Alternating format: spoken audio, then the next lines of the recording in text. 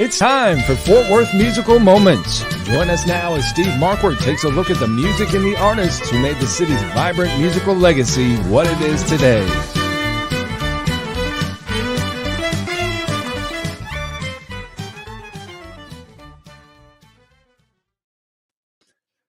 And welcome to Fort Worth Musical Moments. You're going to be able to hear us in just a second here. We're having a little laptop issues here. We'll get our little logo off the screen. You'll be able to see our beautiful faces. Stand by. Here we are. Guys, welcome in. It wouldn't be a show. People are saying, leave that logo back. Yeah, put it back up there. It wouldn't be a show if something goofy didn't happen here. And right off the bat here. So. Hey, Brian, I'm on TV, brother. I'll have to call you later. I love it. Live without a net. You're looking, Brent, you're looking at the one, probably, certainly when everything really gets into high gear, the most wanted man in Nashville, Tennessee, and United States around the music business. But anyway. I'm glad you said around the music business. I thought I was getting ready to go to prison, man, the way you were talking there. Well, you know, hey, Kurt, if you and I, if we've done half the things that everybody, you know, all those great stories that are flying around that, you know, about me in the last 30, 40 years, you know, I could at least have written a book and had a hit TV show that would have made Dallas look like kindergarten.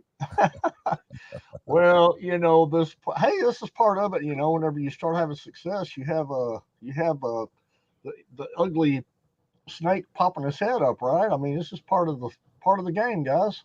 Yeah, I'm just really happy with what we're doing over here at Clarksville Creative Sound, Brent. I mean, you've been busy, and I know you missed out on some of this, but man, some really good stuff is going down, and it's fun.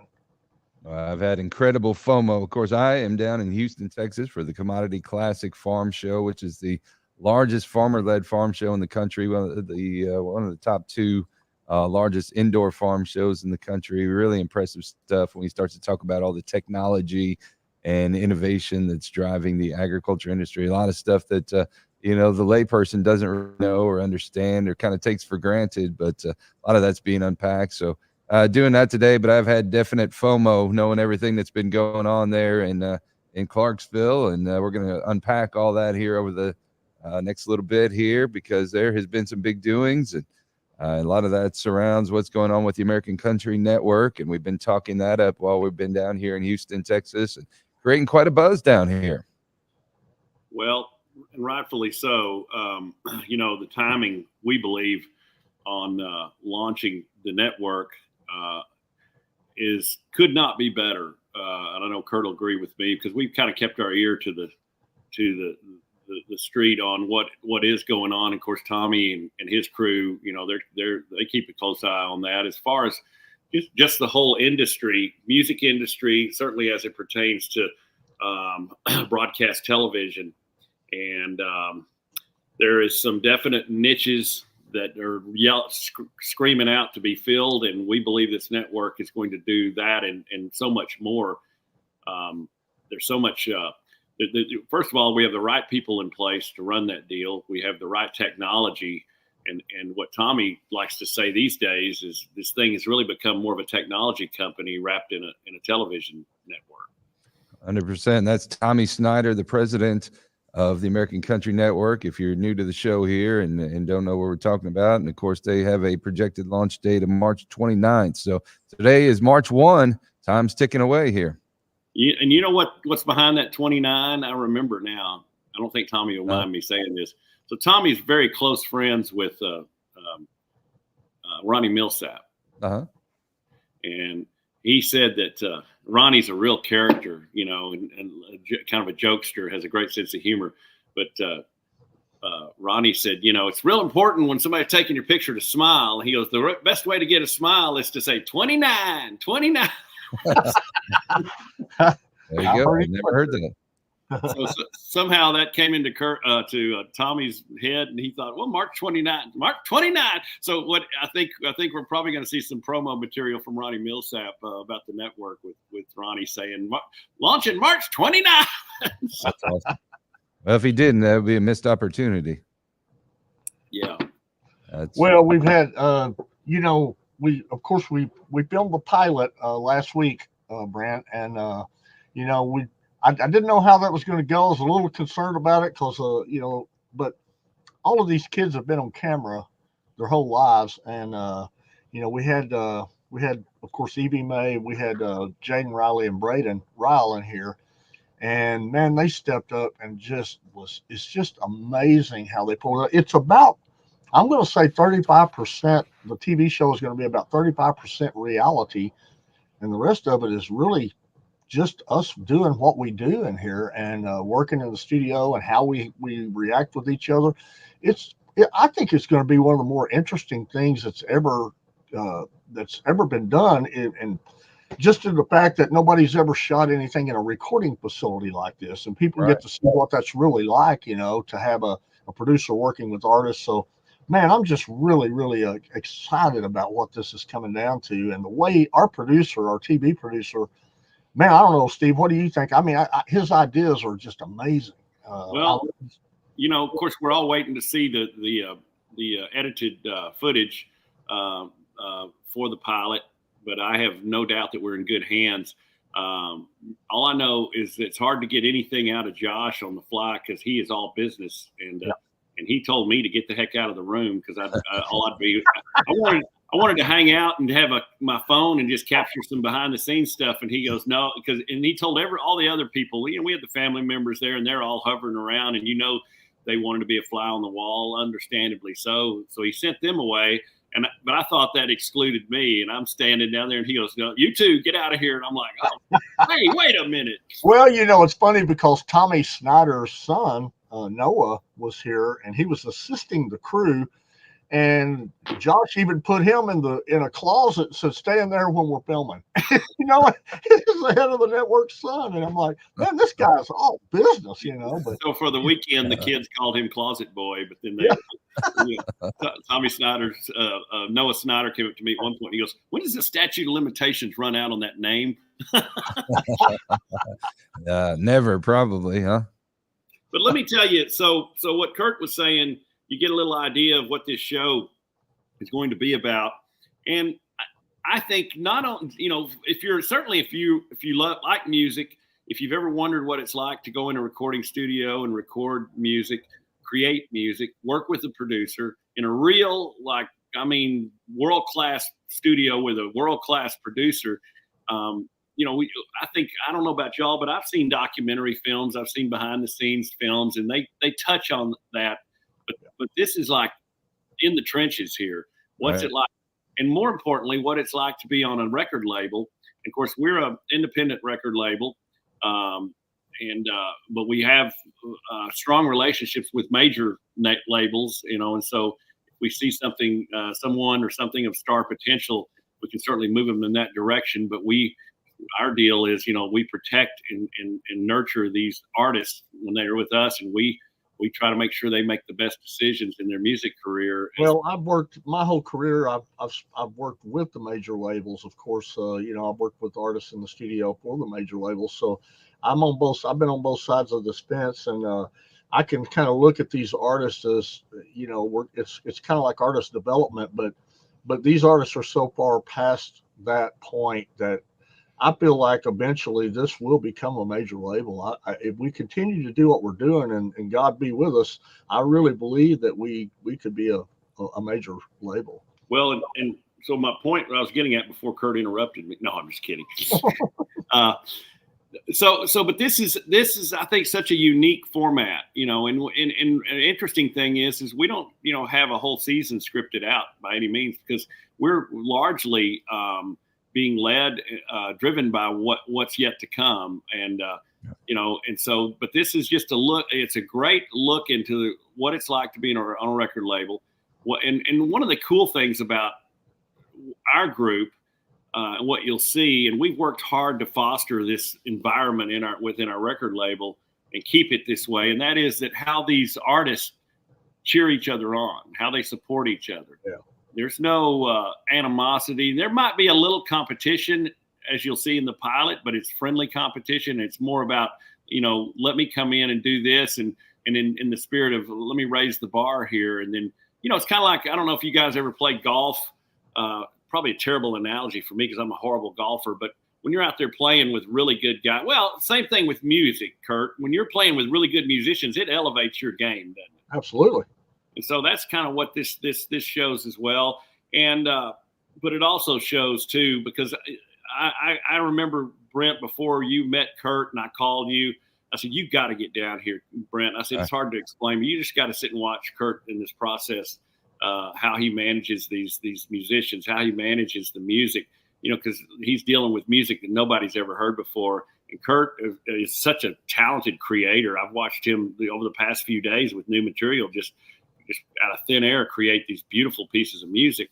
And so it's all of that, that people are going to get to see firsthand and kind of travel down this journey with these artists of, ups and downs, and hopefully the triumphs outweigh the down times. So, all right. Well, among all the shooting of the pilot, you guys have still been cranking out some great music, and we've got a few videos that were lined up today. We talked about Evie Mae and Braden. We've got some new music from them individually, and then we have a duet from both of them we're going to play during the hour. Also, one who wasn't there for the taping but has become a big part of what's going on in Clarksville Creative Sound is Mackenzie McKetty, and she's got a new single out, which I'll put a plug in for it, is also the featured song this week on our Tractors and Troubadours radio show and podcast, which you can find wherever you download podcasts. So her new song, Like the Movies, is out. Tell us about this one, Kurt. Well, she actually wrote this song, and we got a lot of artists that are coming out with singles. I think Carrie Romero's got a great single that's out right now, Brent. I'm sure you're probably playing it too. That was the featured song last week on Tractors and Troubadours. Okay. Well, that was Go catch the last 2 weeks. Well, I will say the song by Mackenzie is one that she wrote, and it's a pretty good song, man. When she brought it in here, I didn't know what to expect, but she's a very good, seasoned, talented writer, and I thought the song came out great, and I'm super. Of course, we're really proud of Mackenzie because she's I'm sure you guys talked about this, but she's up for Miss Oklahoma here, and she's in the running for that. So, we're excited about that. Incredible fiddle player, and we were with her here just a couple of weeks ago in Fort Worth when she taped the Penny Gilly show and just knocked it out of the park there, and a bright future for her. So we want to share this one for you right now. This is Mackenzie McKetty with Like the Movies.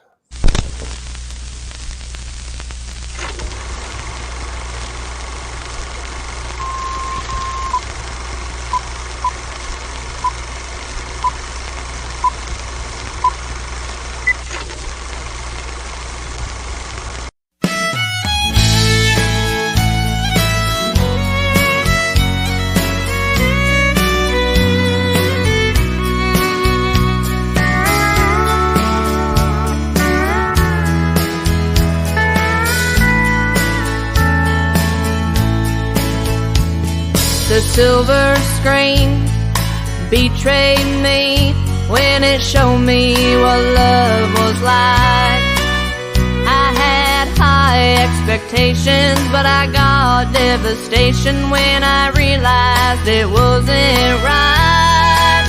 But then I found you, and I never knew I could feel a love like this.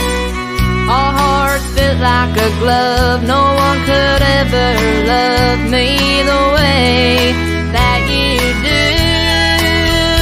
'Cause love, it's not like the movies.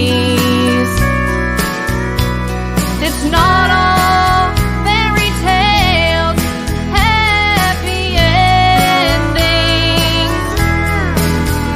But since I found you, my heart's been set free. 'Cause your love's like a movie to me.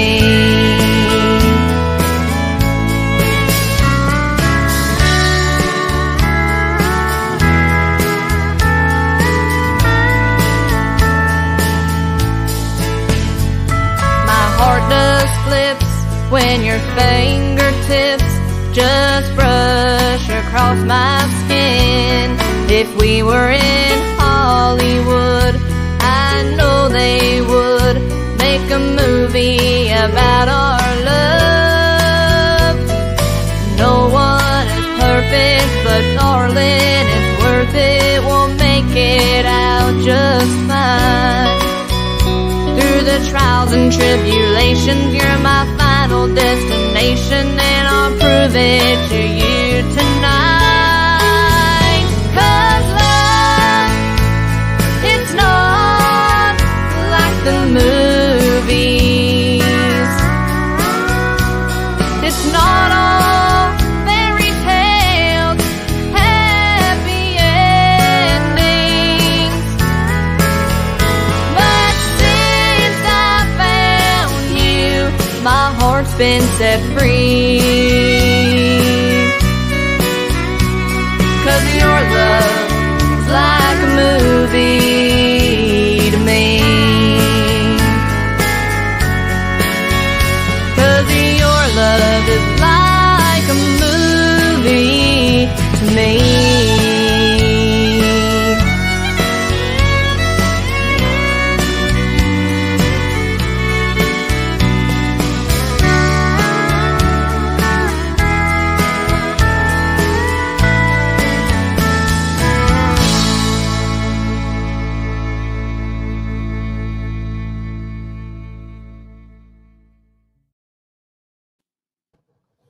That girl is country as cornbread, isn't she?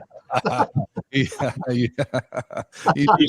She's definitely keeping it country. And here's an interesting thing: that nice video, and Tracy McKetty produced that video. Yeah, she actually shot the video herself.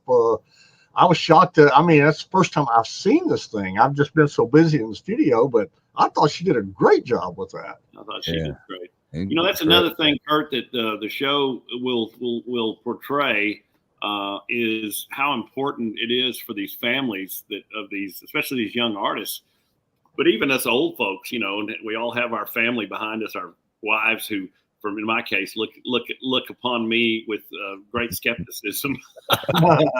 And not too long ago, she said, "Well, this is either going to turn out to be a great thing for from a business standpoint, or it's the world's most expensive hobby."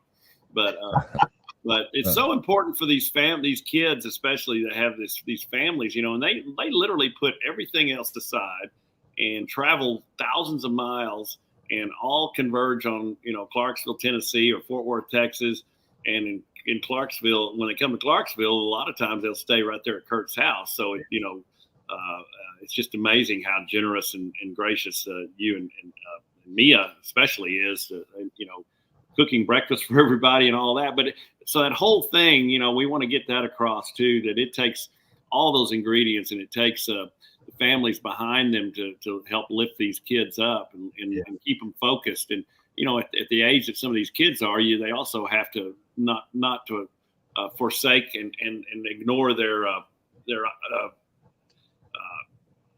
schooling and all of that kind of thing. And so they have to juggle all of that. So we're very fortunate, I think, to have these parents that come in with us. They're not like, a lot of times you get in these kind of situations and it can really be a bad thing, because, you got parents out there they want this more than the kids want it.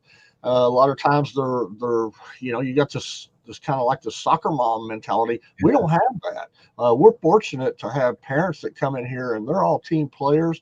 Of course, our older artists on the label, we got some great artists, with Terry LeMaster and Carrie Romero and a lot of other artists on this label. Everybody's a team player.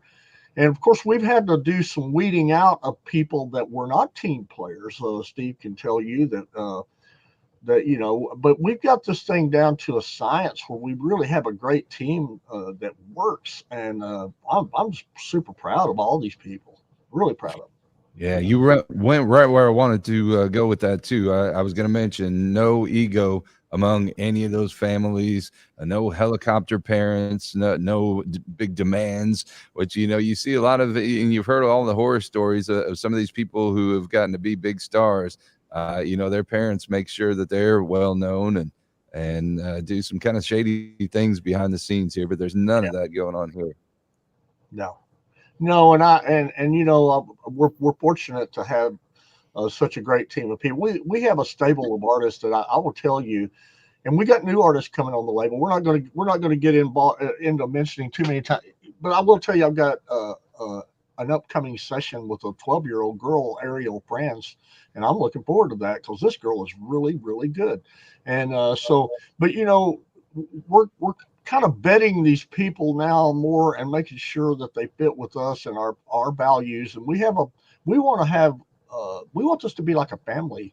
You know, everything we do is family, and this TV show is going to bring that out and show that. You know, we do things together, we have fun together, we work together. It's not like any other label that I've ever been affiliated with. Usually it's always business. The singer comes in, sings, producer produces, and then they go their separate ways, and that's it. It's not like that here, and that's what makes this special. Yeah, and you know, when you talk about egos, I was watching a documentary. It's out there on Netflix about the making of We Are the World. You know, that whole thing that happened in '85. And you want to talk about egos? You know, you got Michael Jackson, Stevie Wonder, Bruce Springsteen, Bob Dylan. You know, Diana Ross. You know, some of these people are notorious for being hard to work with too.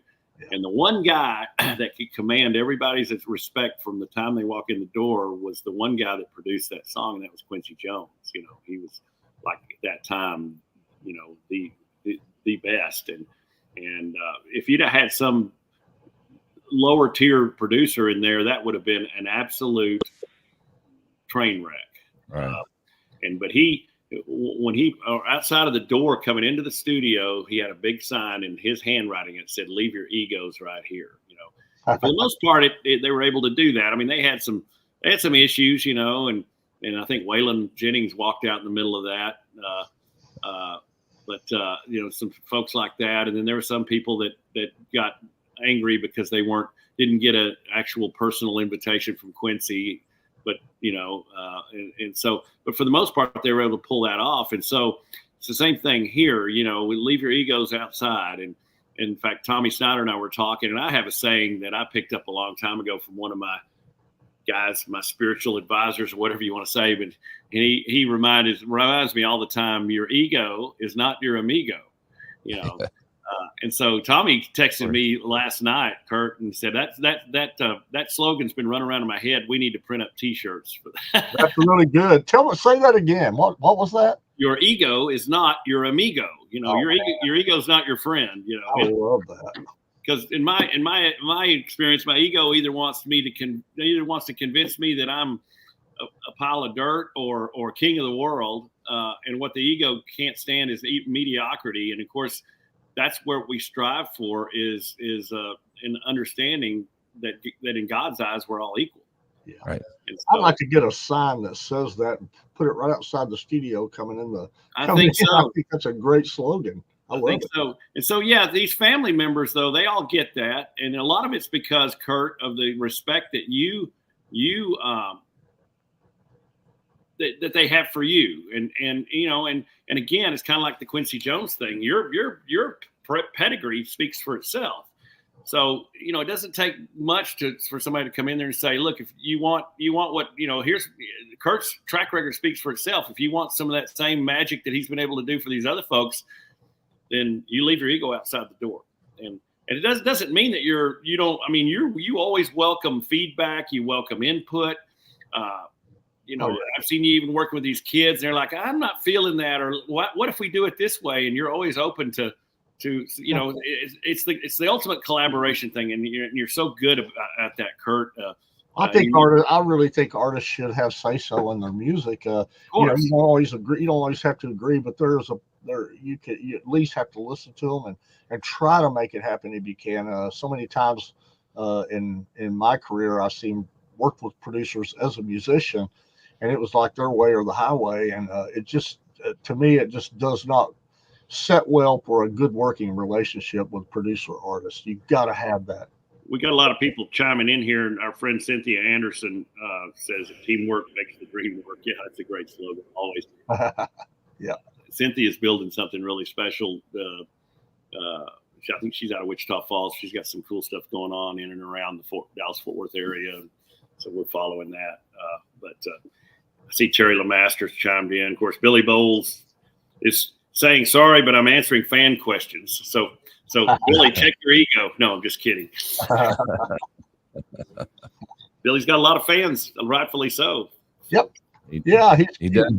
We love Billy. Billy's good for us. He plays our artists a lot, and we love all the radio people out there that play our stuff. Man, these guys are the best. And so, yeah, well, glad to see you here. I didn't see his name. All I see is Facebook user.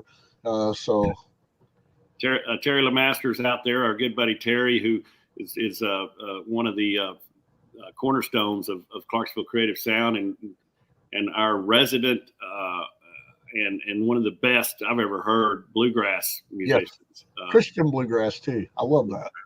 So at some point, unknown caller.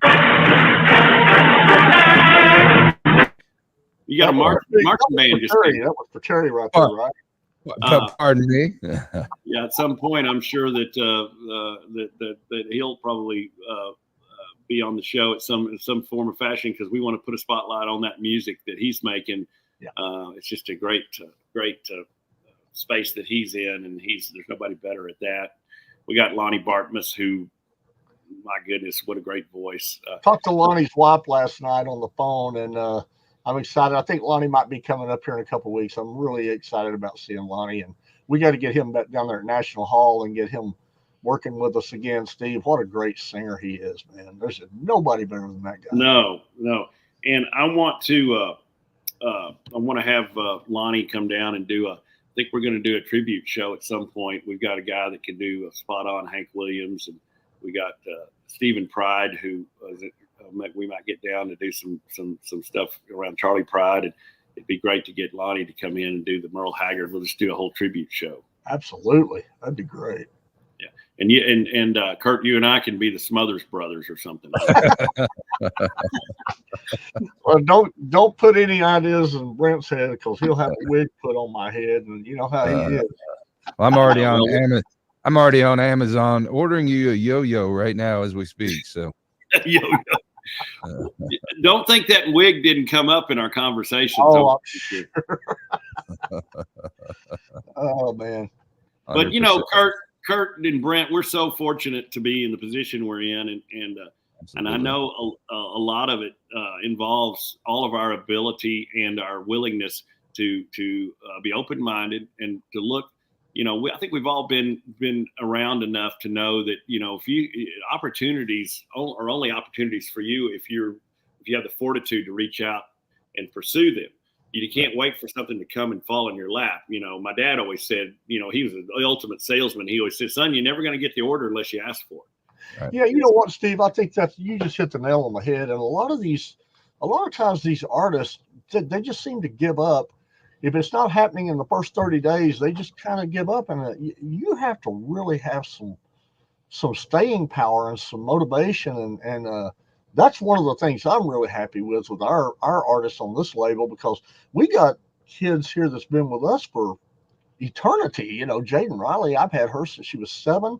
You know, Jasmine McDonald, I've had, you know, when she was a little girl. Braden, of course, was born in this stuff. So, but, you know, it's the people who have that desire to succeed, and they won't quit, and they just keep hanging in there.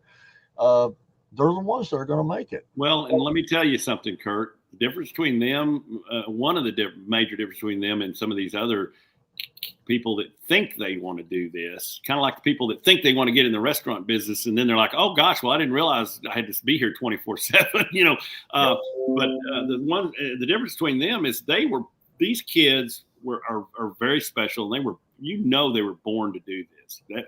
And so they're all they've done is found out the secret of life, and that is, you know, figure out what God-given talents you have, and don't hide those, as it says in the Bible, under a bushel basket, you know, and put it out there, and God will bless you. As long as you, of course, he's waiting to see what we all do with any kind of fame or notoriety, you know, because that, you know, God will allow us to have that and wealth, but he sits back when he gives it to us. He says, what are you going to do with it? Right. That makes sense. Yeah.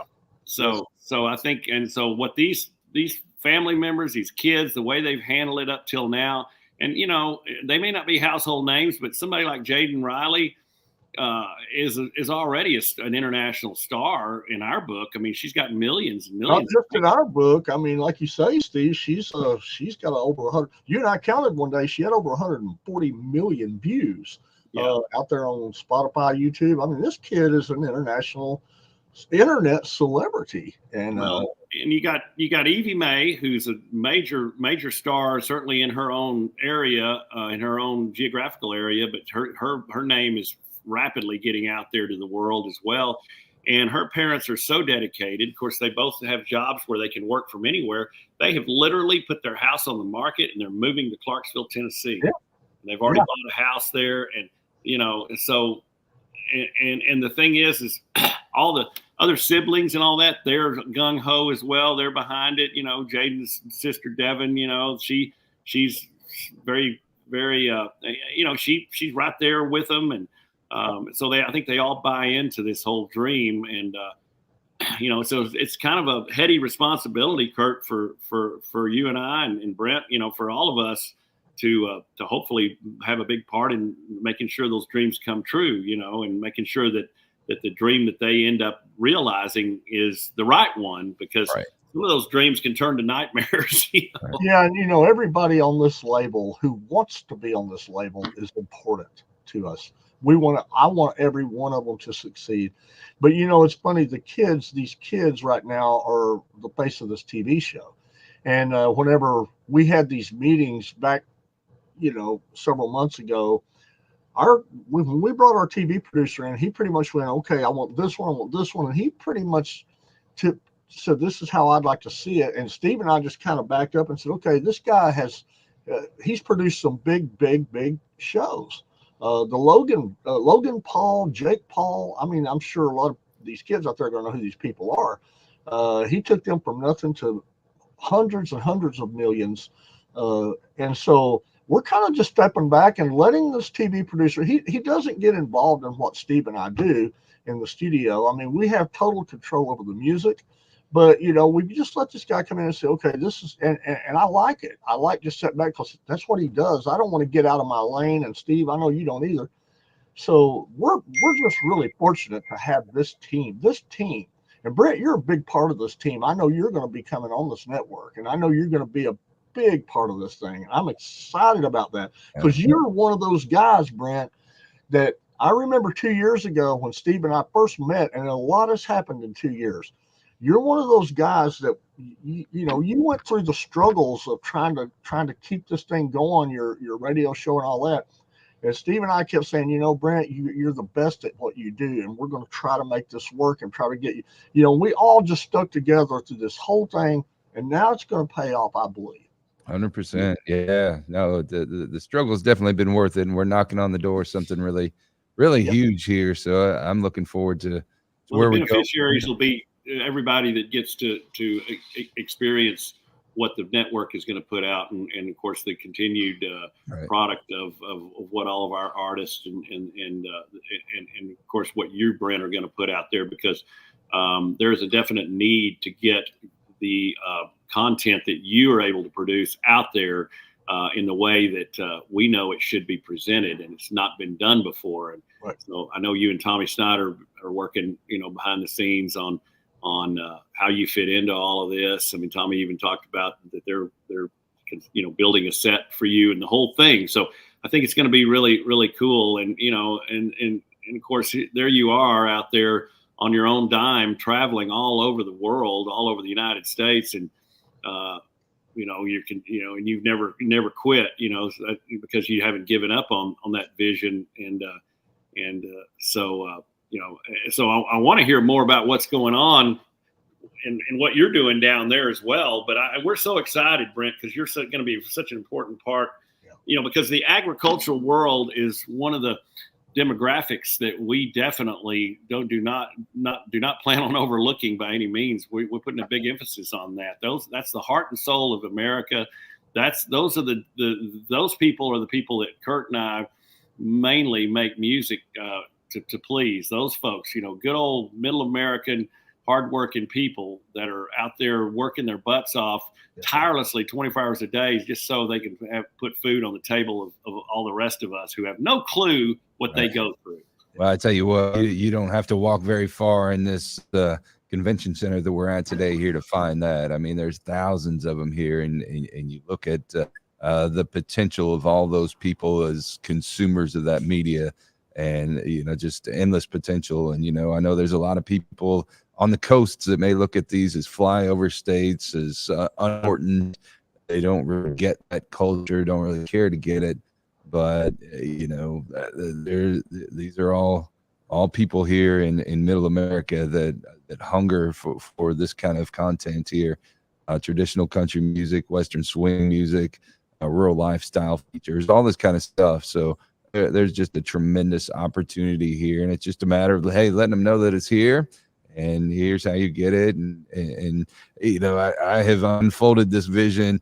I can't even tell you how many times over the last 3 days down here, and everybody's eyes light up when you kind of tell them what we've got going on here, what the vision is for this thing.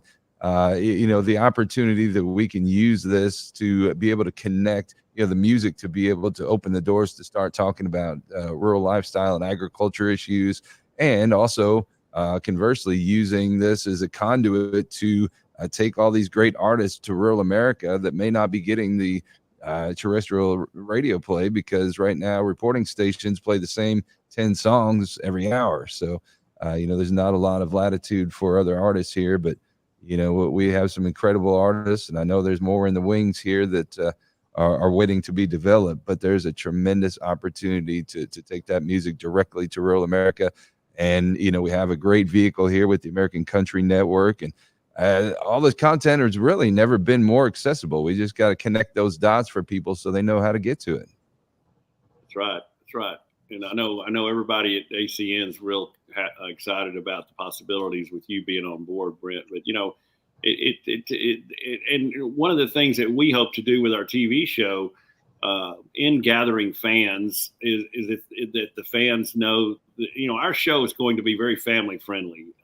So this is, if you want to call this a reality show, that's fine, because it kind of follows that format. But this ain't the Kardashians. These kids, you know, family, you know, old and young, I think will be drawn to this. And most importantly, when the young folks watch this thing, and hopefully they'll develop an affection for these characters, especially these young artists, and they, you know, and they were able to relate to them, but not only relate to them, but Kurt backed me up on this, but these artists are people that we know these kids can look up to. They're fabulous role models because they've been raised right, because they're part of this middle American culture. You know, and they have their good head on their shoulders. They're good kids. They genuinely love and care about each other. I mean, we watched a friendship, because Evie Mae and Jaden Riley had never met face to face. They've been kind of moving around, you know, kind of in the same orbit. But when they got together over those few days, especially when they're shooting this TV show, Kurt, you watched it more than anybody because you were right there. But I noticed from them meeting each other and being friendly and cordial to Evie Mae and Jaden there toward the end, walking around holding hands. I mean, oh yeah, I saw them sleeping on each other's shoulder. I mean, they were tired from filming all day. It was amazing to see how that worked out, because they're so different. You know, Evie is just pure country, and Jaden's on the pop side, and Jaden's got this mysterious personality. Evie's like right in your face all the time with this sweet disposition, and you would never think in a million years that those two would come together, and I mean became best friends overnight. And here's the thing, Steve, you don't know. Every day, all day long, all they do is text each other on the phone. These kids are like brothers and sisters. I've never seen anything like it. And this is what it takes to be on Clarksville Creative Sound. This is what I'm talking about. You know, people who are divisive, people who have ego problems, they're not going to be around us long. We're not going to tolerate that. But, you know, you get people like that just love each other, want to be, and this show is such a family-oriented type show. I just think the public out there is starving to death for this kind of content. I really believe that. One of the things I want the show to do, and we've talked about this and we all agree, and I want the show to educate as well. We've got an opportunity with this traditional country and that we're putting out there, Kurt, especially with your background, because I know there's going to be times and I wasn't there for the filming of the pilot. Again, they kicked me out of the room, rightfully so. But I know that a lot of times when you're working on a piece of music, with especially an original piece with an artist, you'll draw upon your experience from the past. And you might say, well, when I was working with Mel Tillis on this piece, or when I was doing this for, giving a great example of a top-notch singer. Well, when Vern Gosdin, told me one time, blah, blah, blah. Even, I remember you trying to really connect with Jaden on a song that she was doing, that Roadmap of Memories, I think. And you said, look, and you got her in there, and all of a sudden you're unlocking pieces of her vocals, parts of her vocals that she hadn't even tapped into. That was an amazing thing to watch. And she came out exhausted and a little put out, but you straightened her out real quick. And you said, honey, because I did the same thing with a very young Taylor Swift. And I thought, whoa, that's pretty cool, Yeah, and whenever you do that, all of a sudden their eyes open up and they go, oh, wow, I forgot this, and that's the whole point I want them to understand, is that this is, if you want it, you got to work for it. And it's not as easy. People think, okay, I'm going to walk in the studio, I'm going to get behind the mic, I'm going to sing my heart out, and they're going to love me. It's just, you're under such a microscope in a recording studio. If everything's not perfect, you have to go back and fix all these little things, all these imperfections. Because if people don't understand the words, you have to enunciate. So many things are involved in recording a vocal. And these kids, of course, they've been doing this long enough now that they know what to expect. But still, like you say, Steve, it really helps to be able to go, when I worked with this artist, you remind me, and I think I even might have done this in the TV show. There might be a scene in there, if it makes the cut, where I think I might have even said, use Taylor with Jaden and her work ethic. Because Jaden has a great work ethic, and I told her, I think I told her in the show, your work ethic reminds me of Taylor Swift. But there'll be opportunities to work with all these kids, and it's fun to watch. It's just fun to get them in here, and they have to work. They have to work. It's not given to them on a platter. They have to earn it. Well, and I think too, educating the young. When we draw the young artists, young fans in, which we hope to do, once we got them, we're definitely going to give them a dose of the heritage and the traditions of country music, because that's kind of what's true to our heart, is traditional country. Billy Bowles, I was talking on Facebook yesterday, talking about the show and the network, and how this network could change. We believe it's going to change the music industry. And Billy, as Billy always does, brought it back to basics. He goes, well, keep it country, and Billy's a purist, and he's the gatekeeper. I mean, his show, nothing gets through there unless it's, got the twang and the whole deal. And that's important, because I believe I can feel this shift coming back around. We predicted this, Kurt, 2 years ago. Yes. This shift's coming back around to what real country is all about. People are tired. It's gotten way so far out there, the quote unquote mainstream country, to where I was listening to something yesterday that Philip Rather was playing for me. I said, Philip, that's not country. That's hip hop, or that's pop. I mean, that's rock. That's, and what we've talked about, you and I have with Tommy and the crew at ACN, it's all coming back around. People are finally saying, no more of that stuff. We want music that sounds like country, that is country, and we want songs that have a real message, instead of sitting on my pickup truck, drinking a beer, skipping a rock, So the topical type songs are coming back around that have a real, some deep stories, good stories, kind of like, the old folk music that type of thing, and the traditional sounds. So one of the things we hope to do on our show is constantly, showcase that type of music, put a history lesson out there, and as far as Kurt, who you've worked for in the past and how important those people are into shaping the music we know today, and maybe introducing some of those that have never heard of genres like Western swing. We certainly want to show that off, because I'm telling you, anybody that hears that music and really sits and immerses themselves in it, they become a fan of it.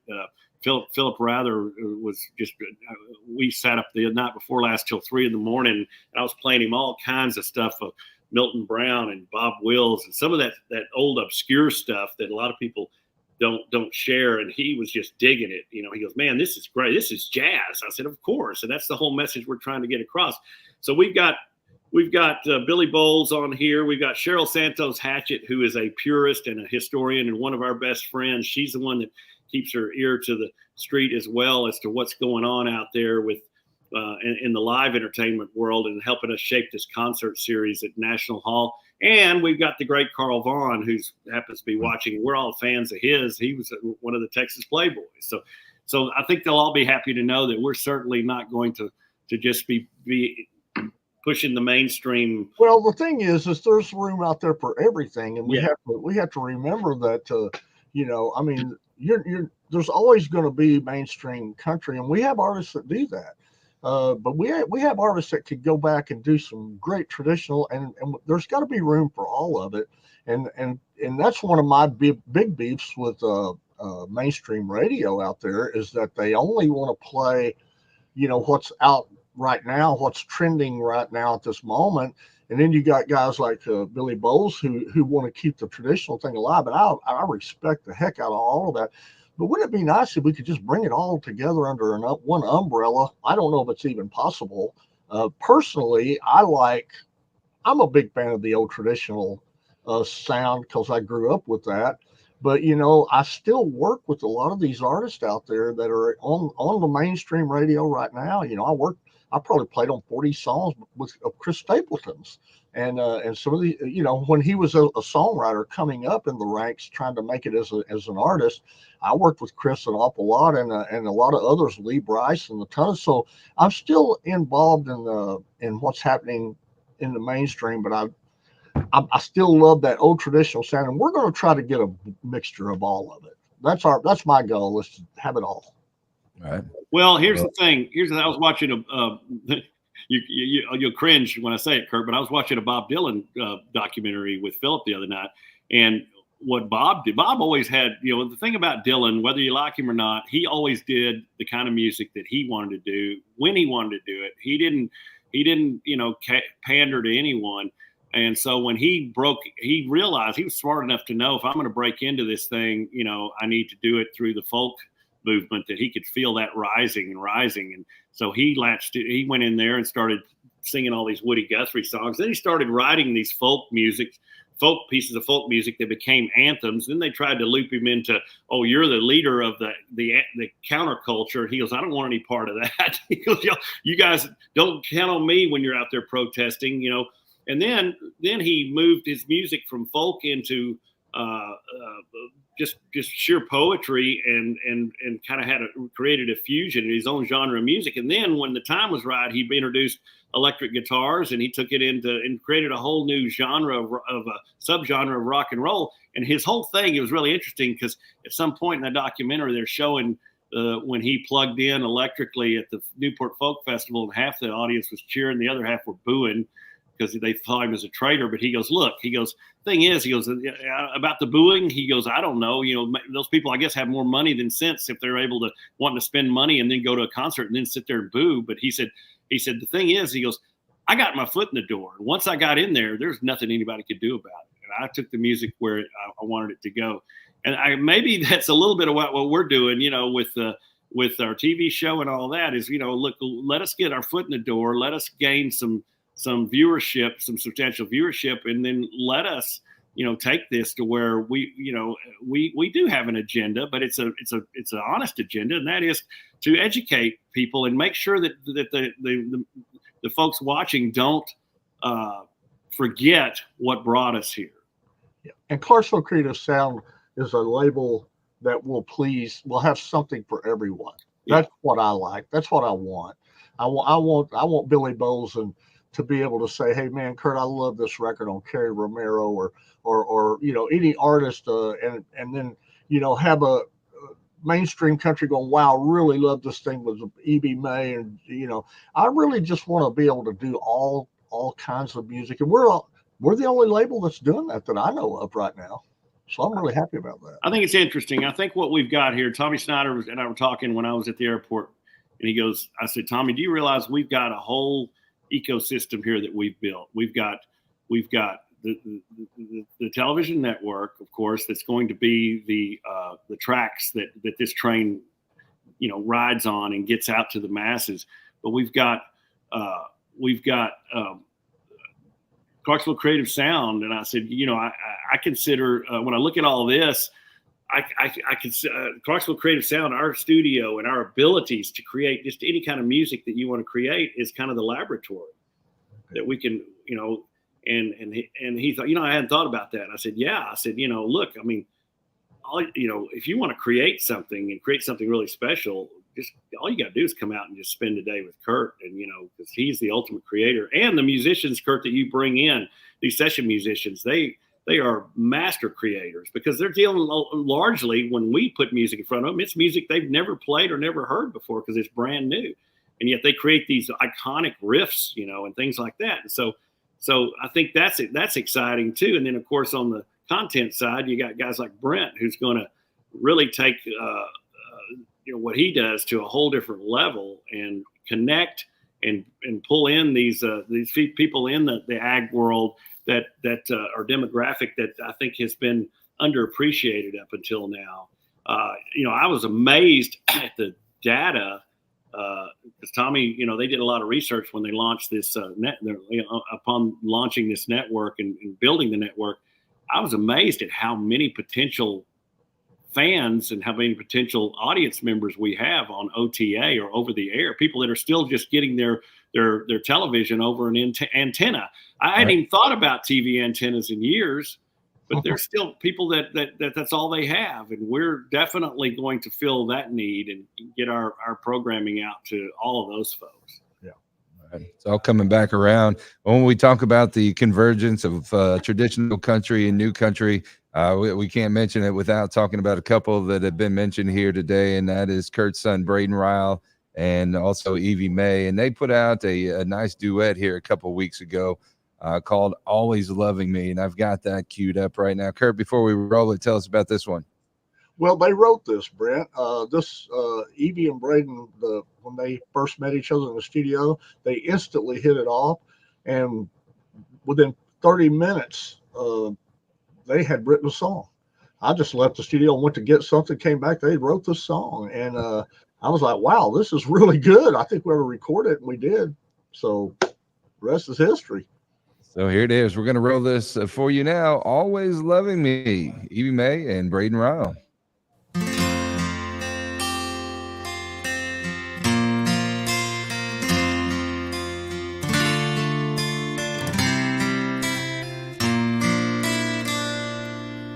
Sometimes I'm like a falling star, and I just lose my way. I burn out as it all comes crashing down, like a moon that's hidden by the clouds. The light don't shine on me, and the world around me just stops spinning round.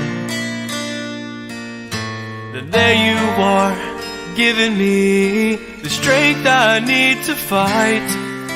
The world comes into focus, I can see the light. You're an endless stream of water when I'm thirsty. You are the very oxygen I breathe. You're the gravity that always keeps me grounded. And I thank you for always loving me.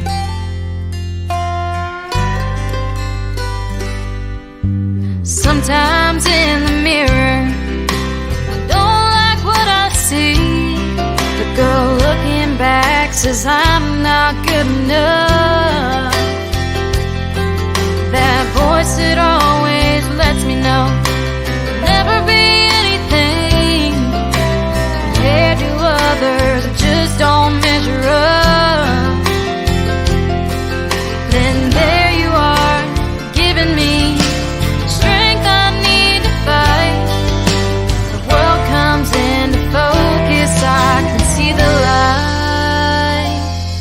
You're an endless stream of water when I'm thirsty. You are the very oxygen I breathe. You're the gravity that always keeps me grounded. And I thank you for always loving me.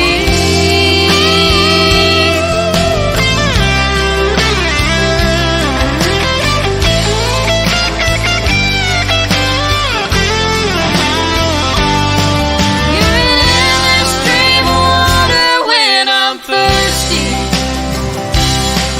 You are the very oxygen I breathe. You're the gravity that always keeps me grounded. And I thank you for always loving me. I thank you for always loving me.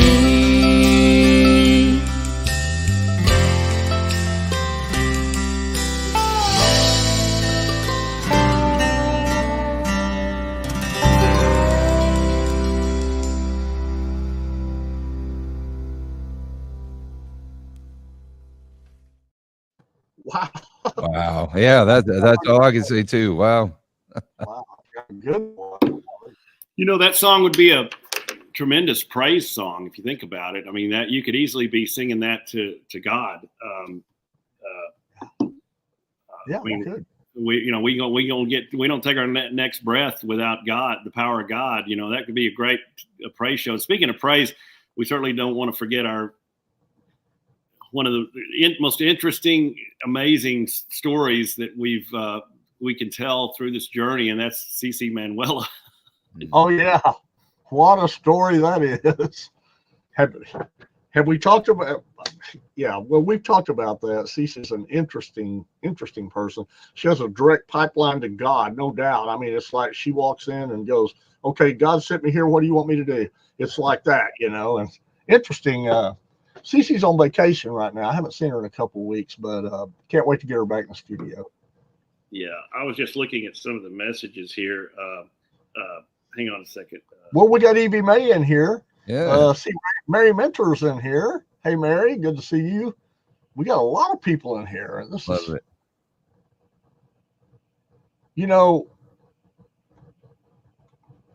that's the cool thing. We got so many people from different walks of life that like different styles of music and stuff. I really think we have something for everybody. And that song right there, can you think about this, guys? Those were two 16-year-old kids wrote that.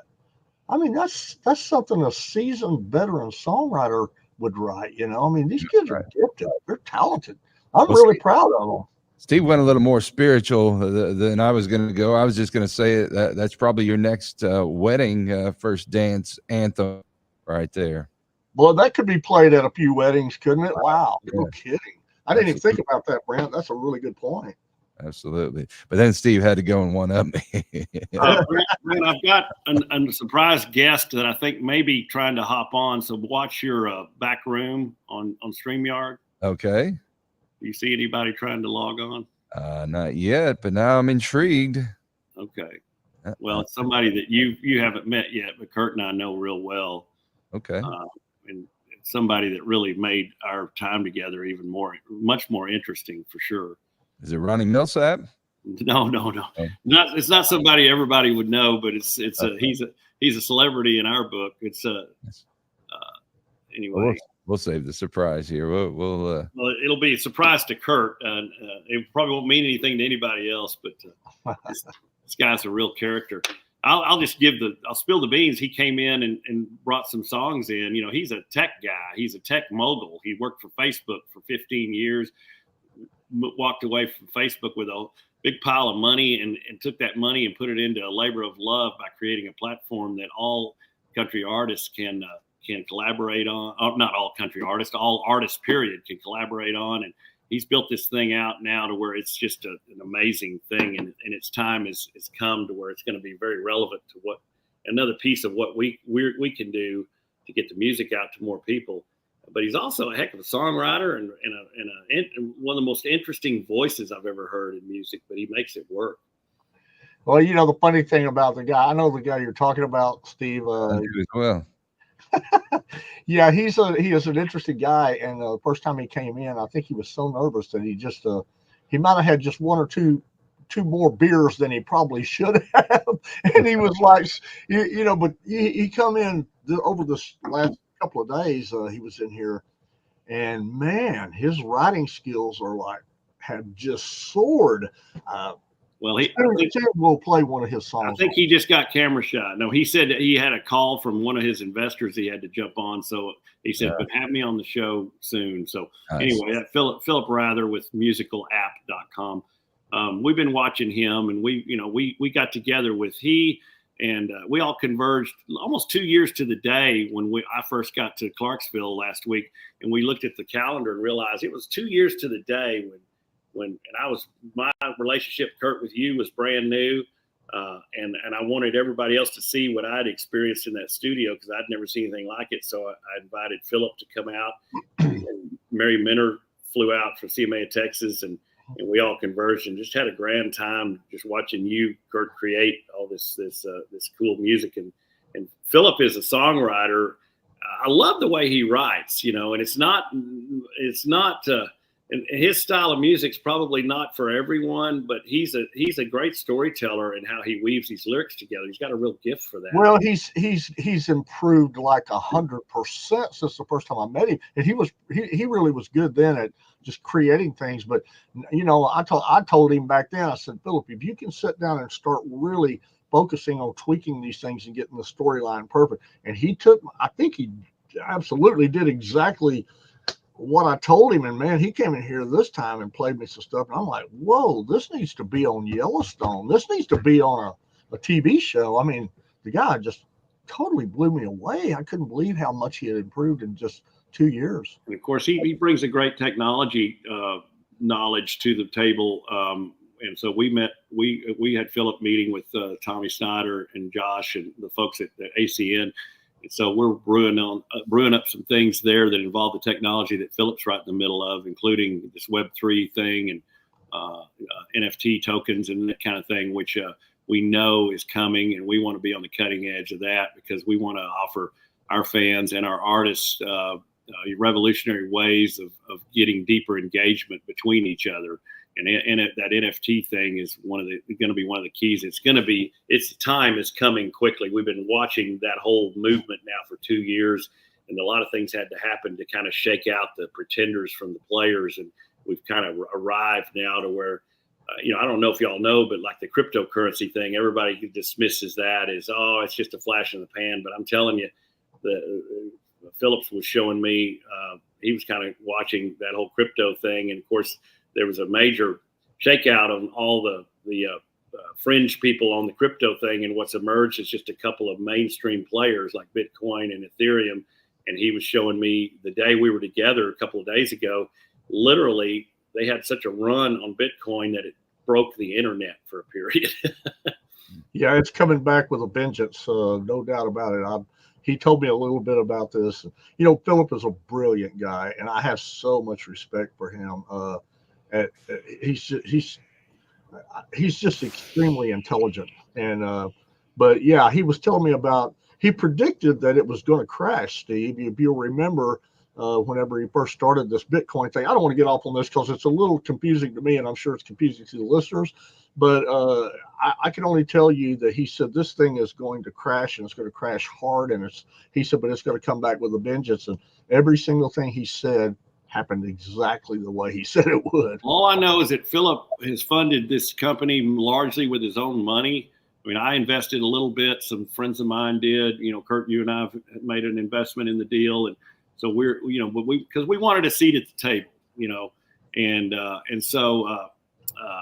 but I watched him build this thing, and he's used his own money, and because he believes in it that much, And so, we're excited. I think when you see what we're planning on doing eventually, and you see how it all works, and they had to dumb it down considerably for me to even begin to grasp. But now I understand what it can do for the music artists, and I'm talking about the independent artists mainly. And how it can change things. Our whole goal when you and I set out, Kurt, to form this partnership, which is Clarksville Creative Sound, is to, at the end game part of it is to prove that the independent artist, the really good one that's willing to work and is very talented and gifted, that they can actually quit their day job and make a living doing this. Mm-hmm. Yep. And this is one of the elements that I believe will allow that to happen. So enough of that. We'll have Philip on. That'll be a whole nother show because and we got to tell Philip, you really have to speak plain English for me and everybody else. Right. It is interesting. It is. Brent, what's on what are you hearing on the ground out there in Houston? And tell us exactly what this show is again, and what's going on, and whose circles are you moving around in over there? All right, so this is the Commodity Classic. It's being put on by the American Soybean Association, the National Association of the National Corn Growers Association, the National Association of Wheat Growers, and also the canola growers. So there's a big contingent there. They have a big lobby, a big presence in Washington, D.C. and throughout the country. And so they bring in a lot of equipment manufacturers. All the big equipment manufacturers are here: John Deere, Case IH, Fendt, Massey Ferguson, so forth. And then you've got all your major seed companies, all your chemical companies, and a lot of new technology, small startup companies doing really innovative things that capture data. You talk about crypto and NFTs and some of what's going on in the music industry. Everything being done in agriculture. I know a lot of people think of agriculture as just some hayseed out in overalls working in the dirt, but it couldn't be any farther from the truth these days. Very all technology driven, a lot of data capture that goes into everything from soil and field conditions to weather conditions to the marketing of your commodities, and just a million different data points out there. So what we try to do is just get with all these people who are on the cutting edge of that and help our listeners understand what's out there, how all these things are integrated, and how you can use it to your advantage here. Because there's a big buzzword in agriculture right now, which is environmental sustainability, and with that comes things like carbon capture and carbon credits and markets and all this stuff. So it could be overwhelming for a farmer or rancher, when everybody comes in and starts throwing out these terms and saying, hey, we've got the silver bullet or this or that, and this is why you need it. And, all these guys kind of take a step back and say, whoa, there's so much out here. What's in it for me? How can I increase my yield? How can I actually make money on this and not lose money in the deal? So there's a lot of that going on out here. There's 400, nearly 500 exhibitors at this thing here. It covers, if anybody's familiar with the George R. Brown Convention Center in Houston, Texas, 2 whole floors of this convention center, just trade show booths, and just the innovation will blow you away here. What's out there and what it takes, and it's a big job. I mean, these guys are feeding the world, competing with places like Brazil and Argentina to supply soybeans and corn and other commodities to the world, and also livestock, poultry, beef, pork, so forth. So there's a tremendous opportunity, but it's a tremendous job. And it's the one job where no matter how hard you work, how much money you put into it, you're still beholden to a number of forces that you have zero control over. You can't control the weather. You can't control the commodities markets. You can't control foreign trade issues.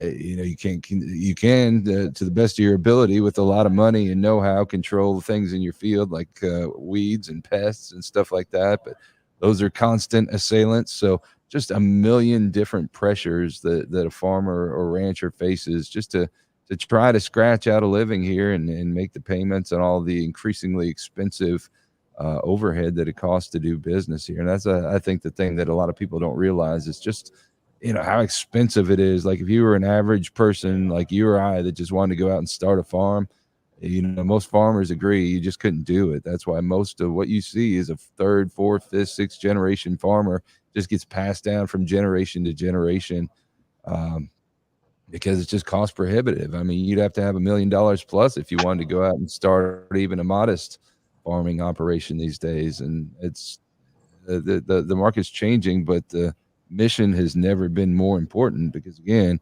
you're not just feeding America, you're feeding the world. So those are the kind of things that we try to. What would we do without these people? I mean, you wouldn't eat, and that's the thing. And I think a lot of that was really, tell people all the time, laid bare at the beginning of the pandemic when supply chains were breaking down. You went to the grocery store and you couldn't find meat in the grocery case, or people saw stories of milk being dumped or vegetables being plowed under, and everybody's looking at it like, why? And if you leave a lot of those stories to the mainstream media, farmers and ranchers and people in agriculture are just kind of vilified because the media comes in with an agenda, and it doesn't paint a rosy picture for the agriculture industry. And we try to tell it from the perspective of agriculture, warts and all, the challenges and the opportunities. And again, the innovation that it's going to take to drive this, because there's so many challenges out there, labor being a huge challenge. A lot of people just don't want to work these days. So where are you going to find the help you need to, get a crop in the ground, get a crop out of the ground, maintain a farm? So a lot of that is being compensated for by some of this new technology, because here in America, the one thing I don't think people realize is that they're having to bring in workers from South Africa and from places in South and Central America just to be able to help farmers here in America, maintain their mission, because they can't find enough workers in rural America. And part of that isn't because people don't want to work. Part of that is because we've kind of taught kids along the way, hey, go to school, get an education, get a degree, and a lot of them don't come back.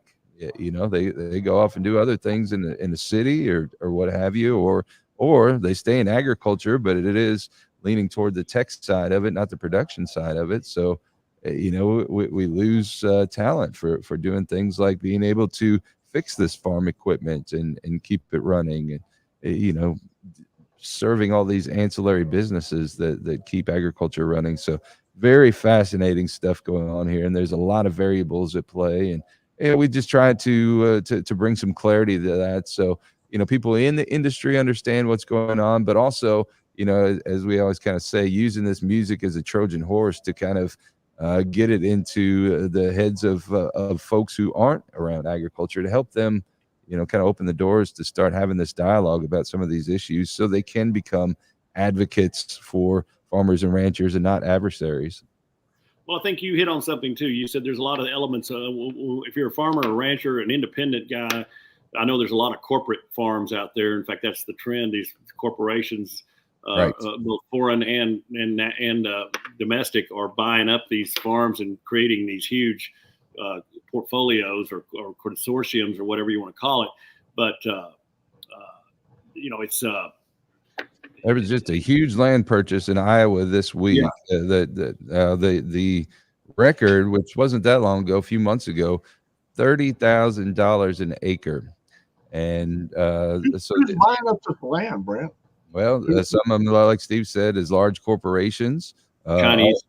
Others is foreign investors, including Chinese, and that's why you've seen a lot of legislation go before state houses across the country, trying to block purchases from, and a lot of them try to use it as kind of a, national security issue. So they're saying if you're within, 10 miles or 20 miles of a major, military installation or something, you can't purchase that land. But, some of these countries or the states try to go a little farther than that to try to curb some of this investment. And, again, you can see where on the other side, if you're fourth or fifth generation farmer, you've watched your parents struggle, you watch your grandparents struggle and go through all these cyclical changes, and and do good just to break even at the end of the day. So if somebody's knocking on your door and offers you 30 grand an acre for farmland, it's kind of a no-brainer, and you can't blame people for doing Well, that. are they continuing to farm the land? Some are,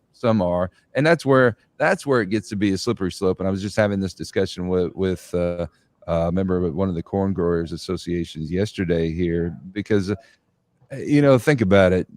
Toyota makes vehicles in America.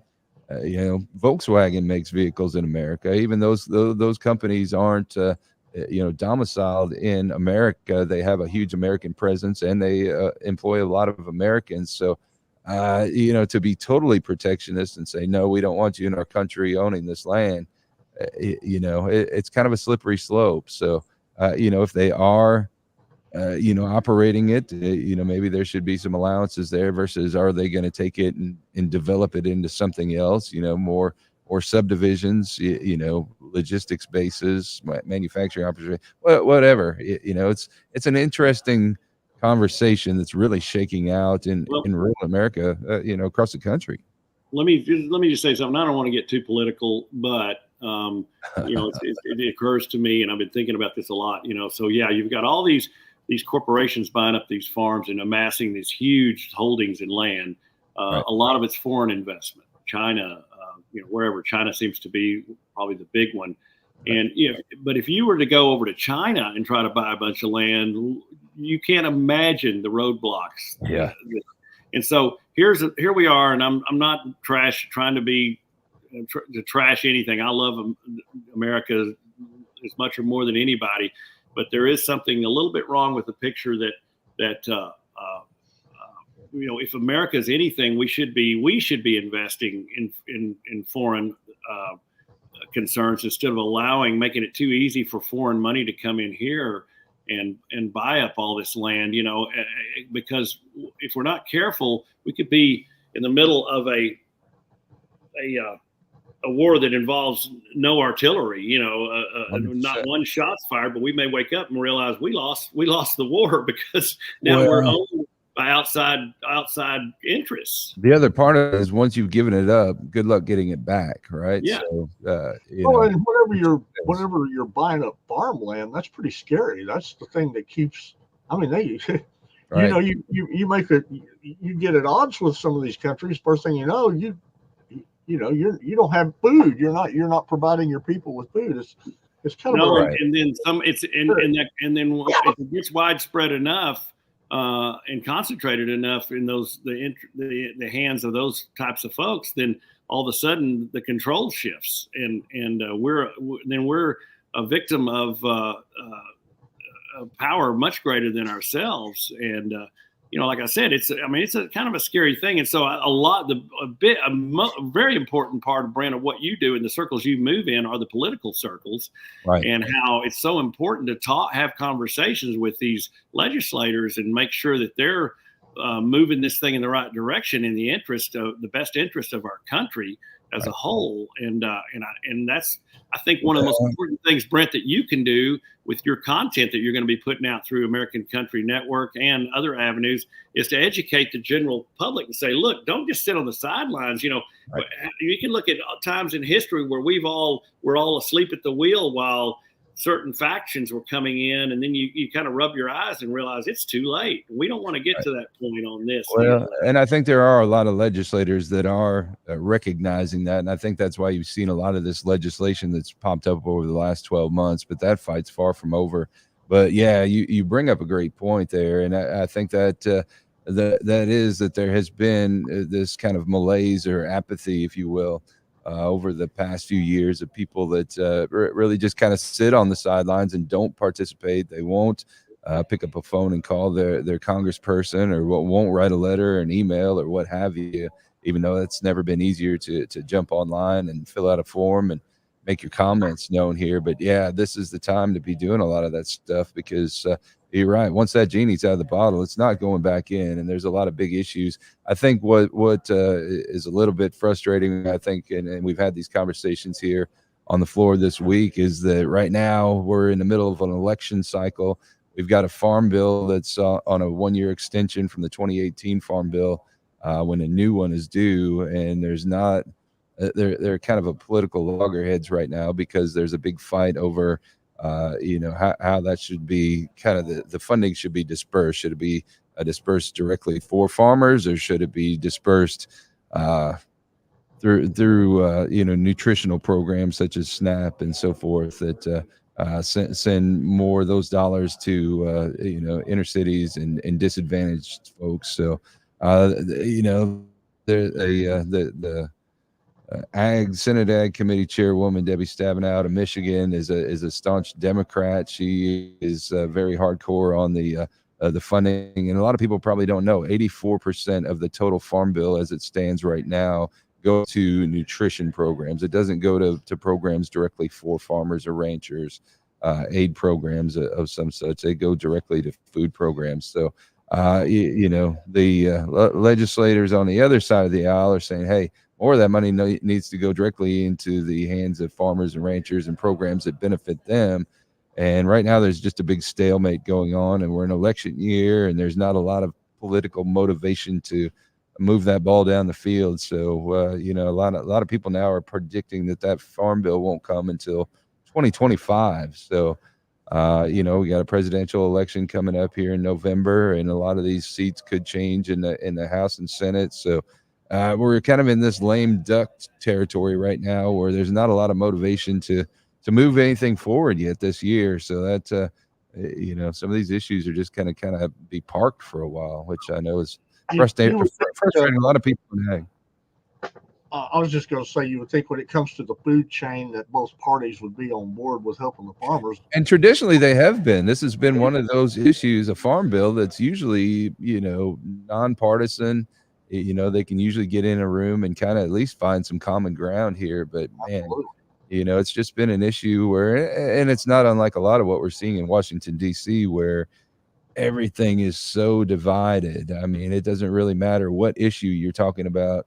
You can barely find common ground on any issue anymore. And I think that's just kind of indicative of our country as a whole right now. It's and we could go on and on for days talking about that, and that's a whole other ball of wax here. But that's kind of where I think we lost our partner Steve here. But real quick, I do want to say thanks to Billy Bowles, who's doing a world premiere on Kathy Jewell and Terry LeMaster.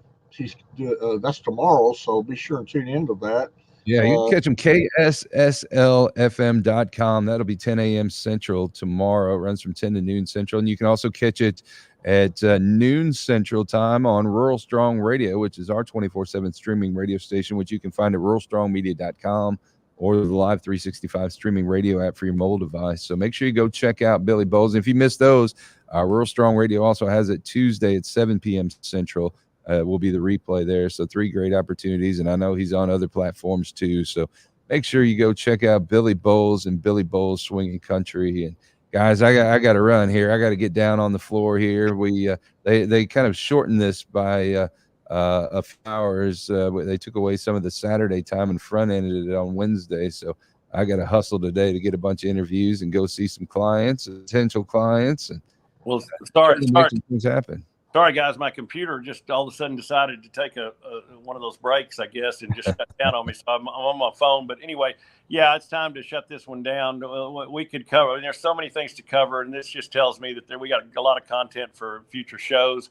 There's all kinds of things. But, I just want to say I'm grateful, guys, that we've got all these opportunities to get out there and make an impact and put what's important out there to everyone that's interested in what we're doing. And so I'll just ask that everybody stay tuned and spread the word about this show and the other things that we're doing here, and get more people on here, because the more people we can expose to the dialogue that we're having, maybe the bigger impact we can make. We're all just out here trying to do what we believe in, and we're all patriots. We love our country. We love those middle of the salt of the earth fans that we try to reach, and that's what it's all about. That's what makes the wheels go round. So, I'm excited about the opportunity we have. And Steve, the American Country Network opens the 29th of March. Is that correct? That is the tentative launch date.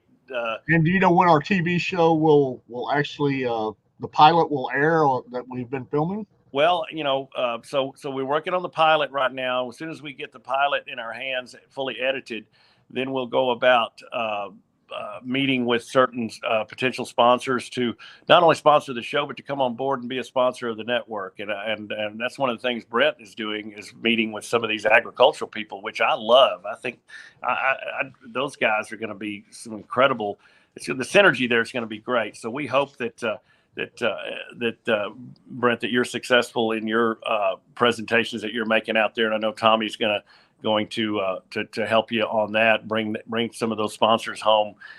So to answer your question is when it's going to go out, we're going to try to get as close to launch date as possible to start broadcasting this show. But once we start broadcasting, we want to have, at least another show or two in the can as well, so we can stay ahead of the curve. And then the nice thing is that this show kind of writes itself, Kurt, as you've seen. It'll be largely about what's going on in the studio, and we'll bring these people in, and we'll introduce some new characters to this show from time to time. But we started the pilot kind of with the core, and like it or not, Kurt, you're kind of the center of this whole thing because you're the Well, I fought you tooth and nail on that, Steve. But you know what? I decided to be a team player and give in and just do whatever I'm told, and that's what I'm doing. Good man. I do want to say this. I got the theme song finished yesterday, mixed it down, sent it off to a mastering facility who does work for me, and the guy called me back yesterday and said, well, do you want me to master this? If I do, I'm just going to screw it up. He said, because it's perfect. And I said, well, then if it's perfect, leave it alone, because I master here too. I've got my own mastering facility here, but everybody seems to be on board with the theme song. The theme song is brilliant. I can't wait for you guys to see the show and hear this beautiful theme song we got. And so I think we're ready to rock and roll, and everybody be watching. The show is called Small Town Sound, and it'll be coming out very soon. And Steve, you know where it'll be streaming other than American Country Network. Well, so the American Country Network will be able to be picked up on any of your streaming platforms like Roku and Apple TV and on and on and on. And I know Tommy told me that they negotiated a deal with LG, so every LG TV that's sold will have ACN app already built in, so you don't even have to upload it. And then we'll be broadcasting over the air on antennas everywhere, the digital antennas, which I'm amazed at how clear those pictures are. And it won't be long before we'll probably have a slot in just about any cable or satellite provider's channel offering. But well, it is on Prime. I saw that it's even going to be streaming on Prime. So yes. So we can. I want to bring Tommy and some of those guys back on as we get closer to launch time and kind of make sure that everybody knows what to expect with the American Country Network. Because I'm saying, like I said before, this is more of a technology thing that happens to be a television network. So some of the innovations that we're going to bring to the table is going to be amazing. And that's what I'm most excited about, is anytime I can be a part of something that has the opportunity to change the world, sign me up. The money becomes secondary, as far as a return on my investment, because I do it because I love the music, I love the people I've met, and I love these especially these young artists that we're trying to bring up, and I think it's such an important thing to preserve this music that we all love and keep it alive and well. And we're going to be doing all of that. We're going to have great programming, all family friendly programming, I can assure you. So who knows what we may come up with on that, including Sunday, a lot of inspirational and spiritual type things that we'll be bringing forth. So can't wait. I'll let Tommy speak to more of the details as far as the content, what this network is going to be offering. It's exciting. So stay tuned for that. In the meantime, we're going to be back again next Friday, 10 a.m. Central, for another Fort Worth Musical Moments. In the meantime, make sure you're plugged in to the Fort Worth Musical Moments Facebook group, the Clarksville Creative Sound Facebook group, and the Rural Strong Media Facebook page, because as we've chronicled here today, things are going to be coming fast and furious over the next few weeks and months. And you're not going to want to miss any of that, because there's going to be a lot of really exciting developments as we kind of unpack everything with the American Country Network and roll out some more great music from Clarksville Creative Sound. And guys, I hope you have a great weekend, a great week ahead. And we're going to go find out some more agriculture stuff and then hop a plane back home tomorrow and reset and start moving forward here. Brent, be sure you thank all those farmers that you come in contact with, those folks that are out there literally in the trenches. Be sure and thank them on our behalf for what they do, and tell them that they mean a lot to us, and we appreciate them. I never miss the opportunity to do that. So for Kurt Ryle, Steve Markwardt, it's Brent Adams for Fort Worth Musical Moments. Hope you all have a great week. We'll see you next week, 10 a.m. Central. You've been watching Fort Worth Musical Moments, a production of Rural Strong Media and Clarksville Creative Sound, copyright 2023. Please join the Fort Worth Musical Moments Facebook group and join us each Friday at 10 a.m. Central as we introduce you to another key figure in Fort Worth's musical heritage.